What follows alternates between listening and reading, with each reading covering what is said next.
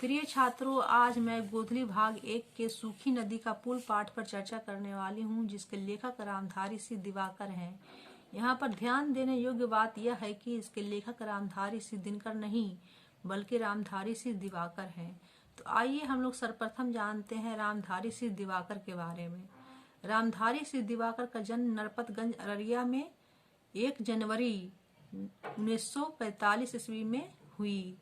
इनकी आरंभिक शिक्षा ग्रामीण माहौल में ही हुई। इन्होंने उच्च शिक्षा बिहार विश्वविद्यालय मुजफ्फरपुर और भागलपुर विश्वविद्यालय भागलपुर से प्राप्त की। इन्होंने हिंदी में एमए किया, पीएचडी किया। अध्यापन को वृत्ति के रूप में इन्होंने अपनाया और मिथिला विश्वविद्यालय के स्नातकोत्तर हिंदी विभाग में संलग्न रहे। कई वर्षों तक बिहार राष्ट्रभाषा परिषद के निदेशक भी रहे। रामधारी सिंह दिवाकर की पहचान मुख्य रूप से एक कथाकार की है। इन्होंने कहानियां और उपन्यास विपुल संख्या में लिखे। इनके कहानी संकलन है नए गांव में, अलग अलग अपरिचय, बीच से टूटा हुआ, नया घर चढ़े, सरहद के पार, धरातल, मखान पोखर, माटी पानी। इनके उपन्यास हैं क्या घर क्या परदेश, काली सुबह का सूरज, पंचमी तत्पुरुष, आग पानी और आकाश। इनके अतिरिक्त 2 कहानी संग्रह हैं, लेख हैं, समीक्षाएं भी प्रकाशित है। दिवाकर की कहानी आजादी के बाद भीतर से बदलते और टूटते हुए गांव की पीड़ा की ऐसी कहानियां हैं जो गांव पर लिखी जाने वाली कहानियों से थोड़ी भिन्न है। पिछली दशाब्दियों में गांव में जो नौकरी पेशा वर्ग शहरों का आदिवासी हो गया है, मतलब शहर में रहने लगा है नौकरी के चलते, लेकिन जिसकी जड़ें गांव में फैली है और उसकी शाखाएं और फूल पत्ते शहरी आसमान में लहलहाते हैं। तो इस वर्ग का अंतर्विरोध गांव के जीवन का वह अंतर्विरोध है जो शहरी संसर्ग से उत्पन्न हुआ है। इस रूप में दोनों पक्षों का व्यक्ति और समाज जिस जगह टूटा है उसी जगह रामधारी सिंह दिवाकर की कहानियां जन्म लेती है और आकार ग्रहण करती है।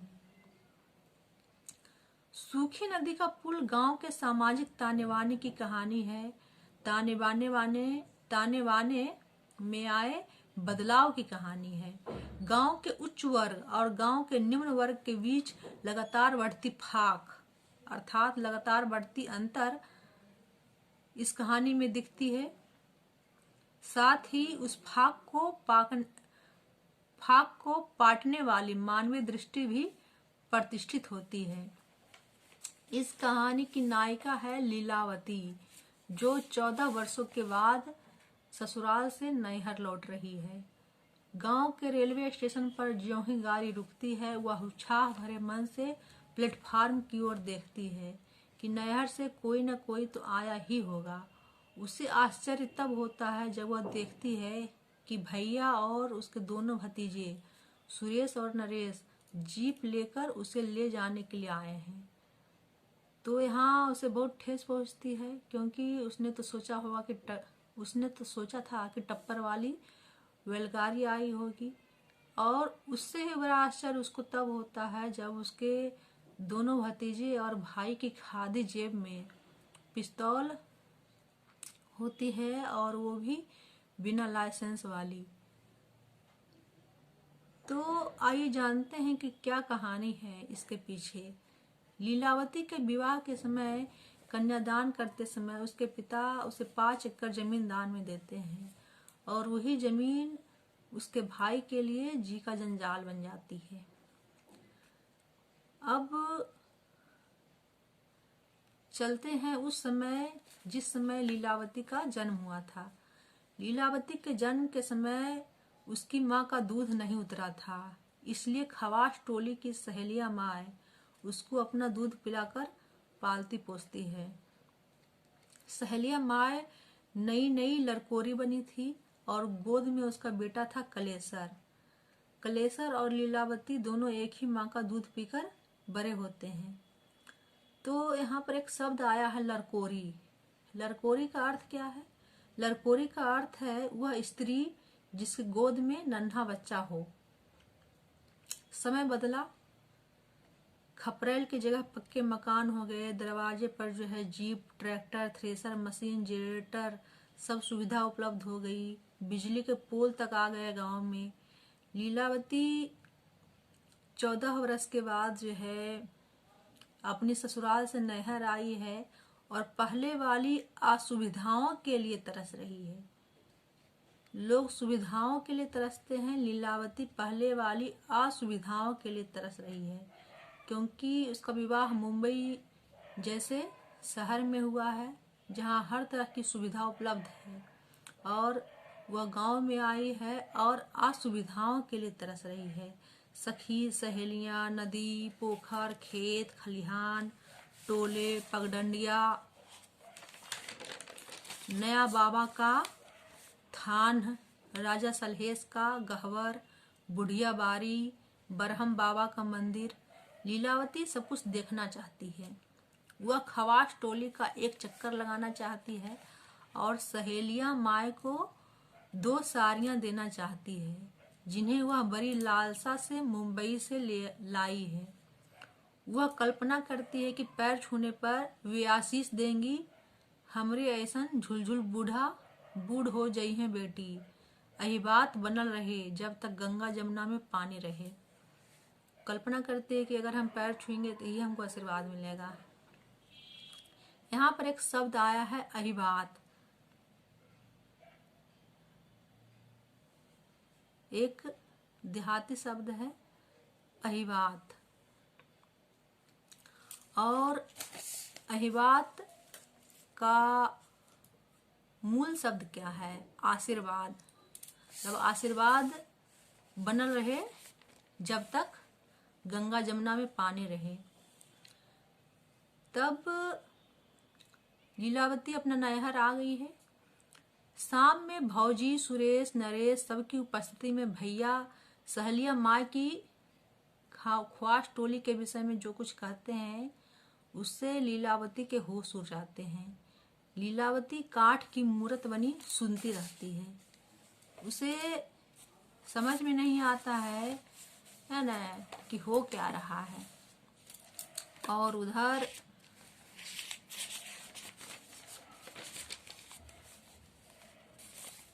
उसके मन में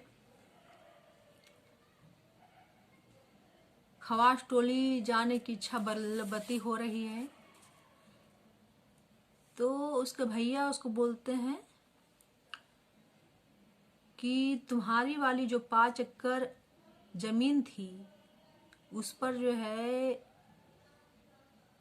सहेलिया माए का बेटा कलेसरा जो है क्या किया है, सिकमी बटाई का दावा ठोक दिया है। और यह सब मैंने तुमको इसलिए नहीं बताया कि तुम्हें कष्ट ना पहुंचे। उस पर केस मुकदमा चला। जमीन पर पहले दफा 107 लगा, फिर 144 लगा। मामला हाई कोर्ट पहुंच गया और जो है लेकिन कलेसर जो है हम लोग का मुकाबला नहीं कर पाया और हार गया। उसके बाद जो है हम लोगों की डिग्री हो गई। भैया बोलकर मुस्कुराने लगते हैं। नरेश जो है बगल में बैठा हुआ है और जो है अपनी बुआ की तरफ देखता है और बोलता है कि असली बात तो जो है पिताजी बता ही नहीं रहे हैं कि कलेसर जो है एक पार्टी से जुड़ा हुआ है। बोलता है कि आपकी वाली जो जमीन है उस पर भारी बवेला मचा और कलेसर जो है फरसा चला दिया था बाबूजी पर। और संजोग कहिए कि बीच में जो है आ गया कलेसर का बाप सोनेलाल और उसने अपना हाथ बढ़ा दिया तो बेचारे की कलाई कटकर गिर गई। बाबूजी तुरंत उसको जो है जीप पर बिठाकर अस्पताल ले गए और सोनेलाल जिसकी कलाई कट गई, जो कलेसर का बाप था, उसने कह दिया कि चारा मशीन से कलाई कट गई है। और यह सब सुनकर लीलावती स्तब्ध रह जाती है कि जो वह सुन रही है क्या वह सच है। अब जो है लीलावती बहुत परेशान है, भावनात्मक रूप से जो है बहुत परेशान है। दिन का तीसरा पहर जो है बीतता है। लीलावती जो है घर के पिछवाड़े से जो है कमल पोखर की तरफ निकल जाती है।